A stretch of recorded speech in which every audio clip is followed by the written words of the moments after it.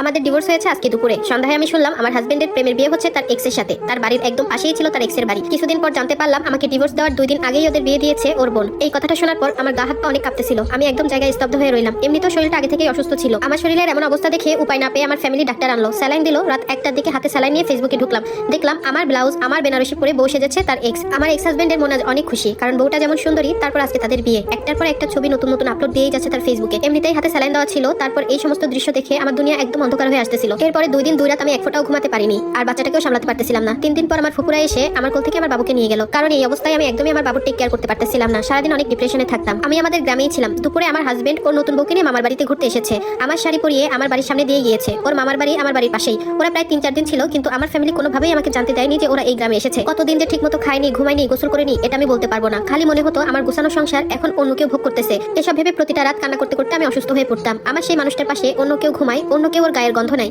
দিন দিন প্রচুর শরীর খারাপ হয়ে গেল এসব ভাবতে ভাবতে। আমাকে এখন দেখলে মনে হয় 50-60 বছর বয়সী এক মহিলা। জানো আপু, যতই রাত বাড়তো ততই আমার ফুপিয়ে ফুপিয়ে কান্না আসতো। এই যেন কাউকে আমার স্বামী বউ বলে ডাকতেছে, এই যেন আমার স্বামী কাউকে আদর করতেছে, এই যেন আমার স্বামীকে কেউ স্বামী বলে জড়িয়ে ধরতেছে। এগুলো যে কি পরিমাণ কষ্টে সেটা আমি কিভাবে বুঝাবো। চেহারার কি যে বাজে অবস্থা হয়েছে আমার, নিজেকেই এখন আয়নায় দেখতে মন চায় না। অনেক ভয় লাগে। দিন দিন অনেক চিকন হয়ে গেছি, চেহারা রুক্ষ খুশকো হয়ে গেছে আমার। শেষ কবে ভালো মতো ঘুমাইছি আমার মনে পড়ে না। প্রত্যেকটা মানুষ আমাকে বোঝাতে লাগলো ছেলের জন্য হলেও আমাকে বাঁচতে হবে। আমিও ধীরে ধীরে ছেলেকে নিয়ে দিন কাটাতে লাগলাম। প্রতিবেশী, আত্মীয় স্বজন, বন্ধু বান্ধব, ফ্যামিলি সবাই প্রচুর মানসিক সাপোর্ট দিয়েছে আমাকে। তখন নতুন করে বাঁচার অনুপ্রেরণা দিয়েছে সবাই আমাকে। এবার হচ্ছে আসল টুইস্ট। হুট করে একদিন বিকেলে পাশের বাসার ভাবি এসে আমাকে বলল আমার হাজবেন্ডের বর্তমান বউ নাকি ডিভোর্স দিয়েছে তাকে।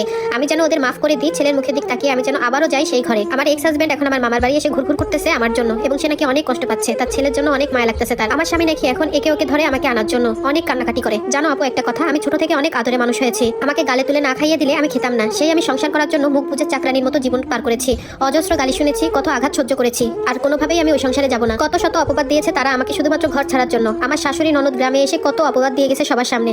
শাশুড়ি তো শুরু থেকে সহ্য করতে পারতো না, আর আমাকে সহ্য করবেই বা কেমন করে আমার শাশুড়ি আর ননদ, কারণ তারা একসময় আমাদের বাড়িতে কাজ করতো। আমাদের বাড়িতে কাজ করেই তাদের সংসার চলতো, পেট চালাতো। আমার এক্স হাজবেন্ডের এত সাদের বউ যাকে বিয়ে করার জন্য আমাকে এত এত অপবাদ দিল। শ্বশুর শাশুড়ি ননদ কেউই বাদ রইল না। সেই এত সাদের বউই নাকি তাদের সকল টাকা পয়সা সোনা দানা নিয়ে রাতে ভেগেছে। আর এই বিষয়টা শোনার পর আমার যে এত এত খুশি লেগেছে আমি কিভাবে বলবো। দীর্ঘ 5 মাস পর আমার এক্স হাজবেন্ড এসেছে আমার ছেলেকে দেখার জন্য। আমি দেখতে দেইনি। এতদিন যে ছেলেকে ছেলে থাকতে পেরেছে সে সারা জীবন থাকতে পারবে। আলহামদুলিল্লাহ, এখন আমি আর আমার ছেলে অনেক ভালো আছি আমার বাচ্চাকে নিয়ে। আমার ছেলেকে ওর মামা মামি নানা নানি সবাই চোখের মনি করে রেখেছে। এখন আমার একটাই স্বপ্ন, আমার সোনাটাকে আমি মানুষের মতো মানুষ করব।